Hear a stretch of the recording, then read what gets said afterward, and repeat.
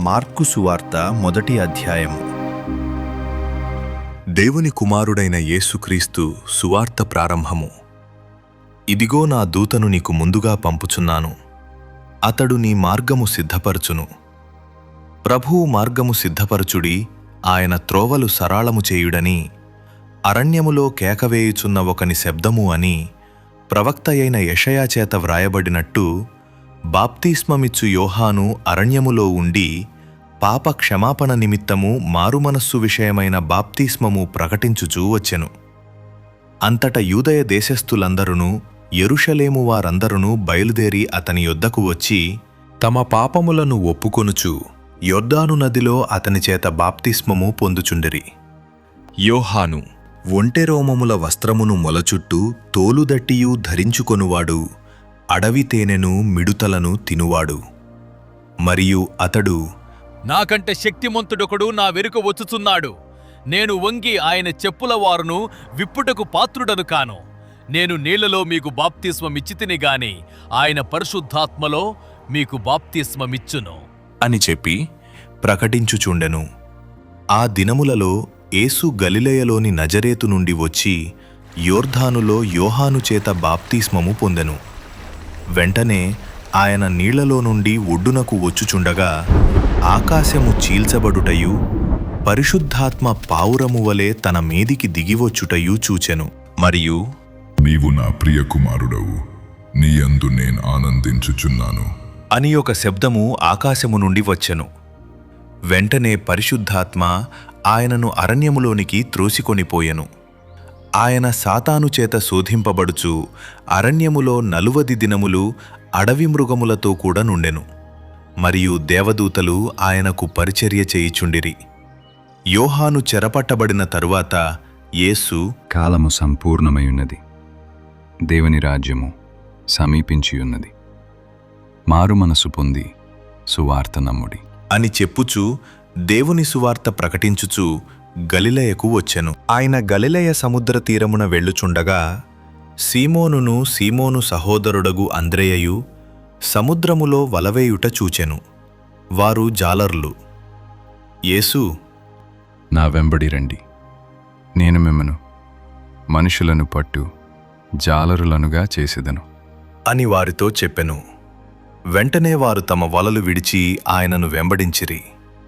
ఆయన ఇంక కొంత దూరము వెళ్ళి జెబెదై కుమారుడగు యాకోబును అతని సహోదరుడగు యోహానును చూచెను. వారు దోనెలో ఉండి తమ వలలు బాగుచేసికొనుచుండిరి. వెంటనే ఆయన వారిని పిలువగా వారు తమ తండ్రి అయిన జెబెదైని దోనెలో జీతగాండ్ర యొద్ద విడిచిపెట్టి ఆయనను వెంబడించిరి. అంతట వారు కపెర్నహూములోనికి వెళ్ళిరి. వెంటనే ఆయన విశ్రాంతి దినమున సమాజ మందిరములోనికి పోయి బోధించెను. ఆయన శాస్త్రుల వలె గాక అధికారము గలవాని వలె వారికి బోధించెను గనుక వారు ఆయన బోధకు ఆశ్చర్యపడిరి. ఆ సమయమున వారి సమాజ మందిరములో అపవిత్రాత్మ పట్టిన మనుష్యుడొకడుండెను. వాడు, నజరేయుడవగు యేసు, మాతో నీకేమి? మమ్ము నశింపచేయుటకు వచ్చితివా? నీవెవడవో నాకు తెలియను. నీవు దేవుని పరిశుద్ధుడవు అని కేకలు వేసెను. అందుకు యేసు, ఊరకుండుము, వానిని విడిచిపొమ్ము అని దానిని గద్దింపగా ఆ అపవిత్రాత్మ వానిని విలవిలలాడించి పెద్ద కేక వేసి వాని విడిచిపోయెను. అందరూను విస్మయముంది. ఇదేమిటో? ఇది క్రొత్త బోధగా ఉన్నదే. ఈయన అధికారముతో అపవిత్రాత్మలకును ఆజ్ఞాపింపగా అవి ఆయనకు లోబడుచున్నవని ఒకనితో ఒకడు చెప్పుకొనిరి. వెంటనే ఆయనను గూర్చిన సమాచారము త్వరలో గలిలాయ ప్రాంతములందంతట వ్యాపించెను. వెంటనే వారు సమాజ మందిరములో నుండి వెళ్ళి యాకోబుతోనూ యోహానుతోనూ సీమోను అంద్రెయ అనువారి ఇంట ప్రవేశించిరి. సీమోను అత్త జ్వరముతో పడియుండగా వెంటనే వారామెను గూర్చి ఆయనతో చెప్పిరి. ఆయన ఆమె దగ్గరకు వచ్చి చెయ్యి పట్టి ఆమెను లేవనెత్తెను. అంతట జ్వరము ఆమెను వదలెను గనుక ఆమె వారికి ఉపచారము చేయసాగెను. సాయంకాలము ప్రొద్దు గ్రుంకినప్పుడు జనులు సకల రోగులను దయ్యములు పట్టిన వారిని ఆయన యొద్దకు తీసుకొని వచ్చిరి. పట్టణమంతయు ఆ ఇంటివాకిట కూడియుండెను. ఆయన నానావిధ రోగములచేత పీడింపబడిన అనేకులను స్వస్థపరచి అనేకమైన దయ్యములను వెళ్ళగొట్టెను. అవి తన్ను ఎరిగియుండినందున ఆయన ఆ దయ్యములను మాటలాడనీయలేదు. ఆయన పెందలకడనే లేచి ఇంకను చాలా చీకటియుండగానే బయల్దేరి అరణ్య ప్రదేశమునకు వెళ్ళి అక్కడ ప్రార్థన చేయుచుండెను. సీమోనును అతనితో కూడా ఉన్నవారును ఆయనను వెదుకుచు వెళ్ళి ఆయనను కనుగొని అందరూ నిన్ను వెదుకుచున్నారు అని ఆయనతో చెప్పగా ఆయన, ఇతర సమీప గ్రామములలోనూ నేను ప్రకటించినట్లు వెళ్ళుదము రండి. ఇందు నిమిత్తమే గదా నేను బయలుదేరి వచ్చి తిని అని వారితో చెప్పెను. ఆయన గలిలయందంతటా వారి సమాజ మందిరములలో ప్రకటించుచు దయ్యములను వెళ్ళగొట్టుచూ నుండెను.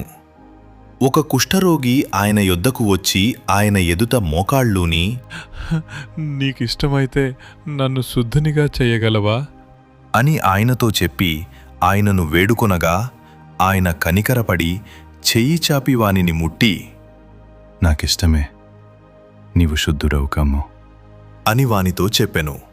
వెంటనే కుష్ఠరోగము వానిని విడిచెను గనుక వాడు శుద్ధుడాయెను. అప్పుడాయన, ఎవనితోనూ ఏమీయూ చెప్పకు సుమి, కాని నీవు వెళ్ళి వారికి సాక్ష్యార్థమై నీ దేహమును యాజకునికి కనబరుచుకొని నీవు శుద్ధుడవైనందుకు మోషే నియమించిన కానుకలను సమర్పించుము అని వానికి ఖండితముగా ఆజ్ఞాపించి వెంటనే వానిని పంపివేశెను. అయితే వాడు వెళ్ళి దానిని గూర్చి విస్తారముగా ప్రకటించుటకును ఆ సంగతి ప్రచురము చేయుటకును ఆరంభించెను గనుక ఆయన ఇక పట్టణములో బహిరంగముగా ప్రవేశింపలేక వెలుపల అరణ్య ప్రదేశములలో నుండెను. నలుదిక్కుల నుండి జనులు ఆయన యొద్దకు వచ్చుచుండిరి.